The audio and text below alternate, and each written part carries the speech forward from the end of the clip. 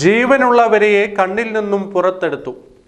Rehan കണ്ണാശുപത്രിയിലെ നേത്രരോഗ വിദഗ്ധരാണ് വിരയെ പുറത്തെടുത്തത്. Rehan I ഹോസ്പിറ്റലിൽ കടുത്ത വേദനയുമായി വന്ന രോഗിയുടെ കണ്ണിൽ നിന്നും 14 സെന്റിമീറ്റർ നീളമുള്ള ജീവനുള്ള വിരയെ പുറത്തെടുത്തു. റേഹാൻ കണ്ണാശുപത്രിയിലെ നേത്രരോഗ വിദഗ്ധൻ ഡോക്ടർ ഷിജു രാജാണ് വിശദമായ പരിശോധനയിലൂടെ കണ്ണിൽ വിരയെ കണ്ടെത്തിയത്. റേഹാൻ ചീഫ് ഡോക്ടർ സലാഹുദ്ദീന്റെ നേതൃത്വത്തിൽ സർജൻ ഡോക്ടർ സാബ ആഫ്രിൻ വിരയെ പുറത്തെടുത്ത് വിദഗ്ധ പരിശോധനയ്ക്ക് അയച്ചു. ലോവ വിഭാഗത്തിൽപ്പെടുന്ന ലൈവ് വേവാണ് കണ്ണിലുണ്ടായിരുന്നതെന്ന് റേഹാൻ റിസർച്ച് ലബോറട്ടറി വിഭാഗം അറിയിച്ചു.